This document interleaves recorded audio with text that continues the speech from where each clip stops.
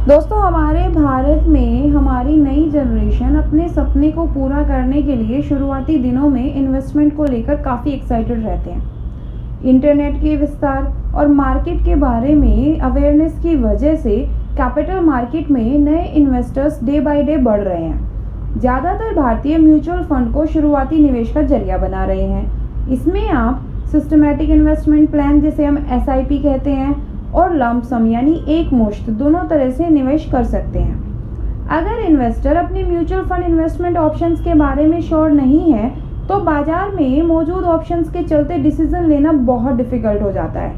नए और शुरुआती इन्वेस्टर्स के लिए हमेशा एक सवाल उनके मन में रहता है कि इन्वेस्टमेंट की शुरुआत किस टूल से करनी चाहिए। ज़्यादातर इन्वेस्टर्स कंफ्यूज रहते हैं कि लंप सम इन्वेस्टमेंट करना बेटर है या SIP के ऑप्शंस को चुनना बेटर है। आज हम इसी बारे में बात करेंगे और जानेंगे कि क्या है बेहतर, SIP या लंप सम इन्वेस्टमेंट। तो चलिए शुरू करते हैं। नमस्कार दोस्तों, मैं विदिशा चौधरी व्यापार मंच में आपका स्वागत करती हूँ। अगर आप हमारे चैनल पर नए हैं तो सबसे पहले हमारे चैनल को सब्सक्राइब कर दीजिए और साथ ही प्रेस कर दीजिए इस बेल आइकन को भी, जिससे हमारे लेटेस्ट वीडियोज़ की सारी नोटिफिकेशंस आपको मिलती रहें। दोस्तों, अगर म्यूचुअल फंड निवेशक के रूप में आप बाजार में एंटर कर रहे हैं तो या तो आप लंप सम अमाउंट इन्वेस्ट कर सकते हैं या फिर आप सिस्टमैटिक इन्वेस्टमेंट प्लान के जरिए बाजार में पैसा लगा सकते हैं। SIP आपको एक ही बार में पैसा लगाने की बजाय हर महीने एक निश्चित अमाउंट इन्वेस्ट करने का मौका देता है। बहुत से इन्वेस्टर्स के पास मंथली कैश फ्लो होता है, जैसे सैलरी से होने वाली इनकम। इस वजह से उनके लिए SIP एक बहुत ही ईजी टूल हो जाता है इन्वेस्टमेंट का। आपके लिए किस तरह म्यूचुअल फंड में इन्वेस्ट करना बेटर रहेगा? दोस्तों, म्यूचुअल फंड में इन्वेस्ट करने के दो तरीके होते हैं, लंप सम इन्वेस्टमेंट और SIP इन्वेस्टमेंट। लंप सम की अगर हम बात करें तो लंप सम इन्वेस्टमेंट करने का ऐसा तरीका है जिसमें आप सारा इन्वेस्ट करने का पैसा एक साथ इन्वेस्ट कर देते हैं। इसमें रिस्क ज़्यादा है और रिटर्न भी ज़्यादा है, क्योंकि अगर आपने जिस समय इन्वेस्ट किया है उस समय बाजार डाउन है, मार्केट डाउन है, तो वहाँ से बढ़ता है तो आप बहुत पैसे बनाएंगे।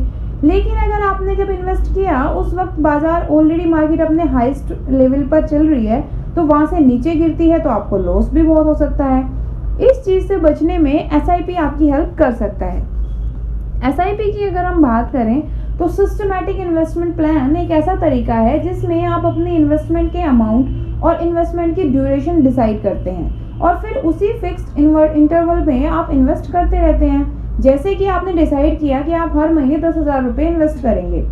SIP के जरिए इन्वेस्ट करने पर आप बाजार की हर स्थिति पर तेजी और मंदी में भी इन्वेस्ट करते हैं, जिसकी वजह से आपके खरीदे हुए म्यूचुअल फंड्स के जो रेट हैं वो एवरेज प्राइस उनका बन जाता है, क्योंकि आपने हाई जब मार्केट होती है तब भी बाय किए होते हैं और लो जब होती है तब भी बाय किए होते हैं, जिससे आपको लॉन्ग टर्म में अच्छा प्रॉफिट मिलता है। और अगर आपके पास लंप सम इन्वेस्ट करने के लिए पैसा नहीं है तो भी SIP के जरिए, SIP के जरिए आप अपना इन्वेस्टमेंट टारगेट अचीव करने के लिए एक सही फंड जनरेट कर सकते हैं। अब आप सोच रहे होंगे कि कौन सा तरीका बेहतर है इन्वेस्ट करने का।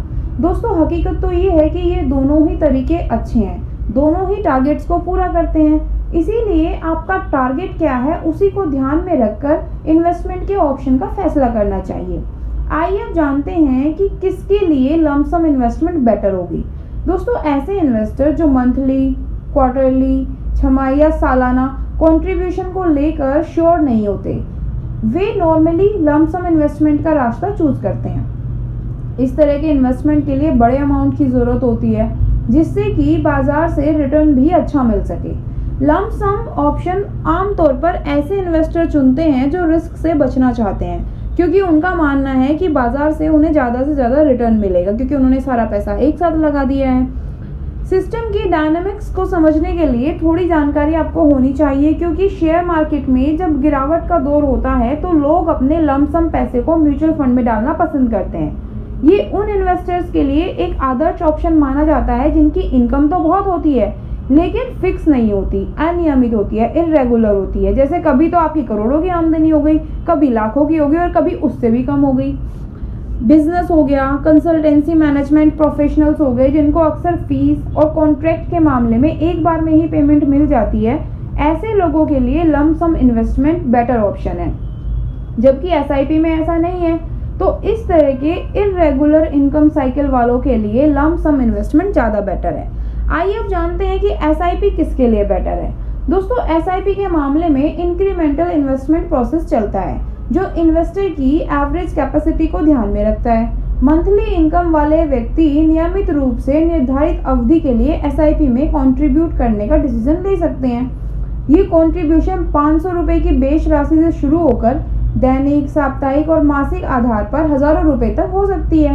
ये प्रक्रिया एक बैंकिंग सर्विस को चुनने की तरह है, जहां लोग जानते हैं कि उन्हें सर्विस में कितना कंट्रीब्यूट करना है। वो पहले से ही उस फिक्स पीरियड की स्कीम से जुड़ते हैं। पहली बार में जो इन्वेस्टर्स इन्वेस्ट करना चाहते हैं, यानी बिगिनर्स जो होते हैं, वो ज़्यादातर युवा पेशेवर या फिर ग्रेजुएट करके आए स्टूडेंट्स होते हैं। उनके लिए एसआईपी एक बहुत बढ़िया ऑप्शन है। उनके पास अपने खर्चे काफ़ी बेसिक लेवल के होते हैं और इन्वेस्टमेंट कम रहता है। इसके अलावा वो बाजार में उतार चढ़ाव की चिंता किए बिना निवेश के लिए एक टारगेट ओरिएंटेड टाइम फ्रेम निर्धारित कर सकते हैं। दोस्तों, अगर आपको सच में म्यूचुअल फंड से पैसा कमाना है तो आपके पास उसमें इन्वेस्टमेंट का एक टारगेट तय होना चाहिए। जैसे 10 साल बाद खुद का घर लेने के लिए, या फिर 25 लाख चाहिए तो वो एक टारगेट हो गया, या फिर 15 साल बाद बेटी की शादी के लिए 20 लाख चाहिए, या फिर बेटे की पढ़ाई के लिए 20 लाख चाहिए। इस तरीके से आप पहले अपना टारगेट सेट करिए। उस टारगेट में देखिए कि आपको उस टारगेट के लिए कितना पैसा चाहिए। उसी के हिसाब से आपको फिर अपने म्यूचुअल फंड इन्वेस्टमेंट डिसाइड करनी चाहिए। इन्वेस्टर को लक्ष्य निर्धारित करके ही अपने निवेश की शुरुआत करनी चाहिए। ये इस बात पर निर्भर करता है कि इन्वेस्टर कितने अमाउंट को इन्वेस्ट कर सकता है, उसकी मंथली इनकम कैसी है, रिस्क टेकिंग कैपेसिटी कैसी है और बाजार के डायनामिक्स को आप कितना अच्छे से समझते हैं। दोस्तों, एक फिक्स इनकम वाले व्यक्ति के लिए माना जाता है कि बाजार के उतार चढ़ाव में एसआईपी सबसे अहम रोल अदा करता है। एक इन्वेस्टर के तौर पर आपको थोड़ा सा ध्यान देने की जरूरत जरूर होती है। रेगुलर इनकम वाले शुरुआती इन्वेस्टर्स के लिए ये एक बेहतर ऑप्शन है, क्योंकि आप जब चाहें तब आप इसे बंद करने का ऑप्शन भी चुन सकते हैं। इसके अलावा बैंक अपने कस्टमर्स को डिजिटल केवाईसी और अन्य माध्यमों की प्रक्रिया को तेज करने में भी मदद कर रहे हैं, और मोबाइल ऐप पर आपकी शुरुआत के जरिए आपके द्वारा चुनी हुई योजना के आधार पर एक सिस्टमैटिक रूप से इन्वेस्टमेंट पॉसिबल है। दूसरी ओर बाजार में जब तेजी होती है, उसके दौरान एक मुश्त निवेश भविष्य के रिटर्न को अच्छा खासा प्रभावित कर सकता है, और जोखिम फैक्टर बहुत इंपॉर्टेंट रोल प्ले करता है, चाहे वो एसआईपी हो या लंप सम पैसा हो। पोर्टफोलियो में डाइवर्सिटी आपको रखनी चाहिए, क्योंकि डाइवर्सिटी ही आपके रिस्क को कम करने में आपकी हेल्प करती है। दोस्तों, आपको एसआईपी और लंप सम इन्वेस्टमेंट में से किसी सही ऑप्शन का सिलेक्ट करते टाइम म्यूचुअल फंड इन्वेस्टमेंट से होने वाले प्रॉफिट पर लगने वाले टैक्स को भी ध्यान में रखना चाहिए। टैक्स लगने के बाद आपको कितना प्रॉफिट होगा और वो प्रॉफिट आपके टारगेट्स को पूरा करेगा या नहीं, इन सब बातों को ध्यान में रखकर ही आपको अपनी इन्वेस्टमेंट करनी चाहिए। अपने फाइनेंशियल टारगेट और रिस्क उठाने की चाहत के अनुसार सावधानी पूर्वक अपने इन्वेस्टमेंट ऑप्शन को सिलेक्ट करें।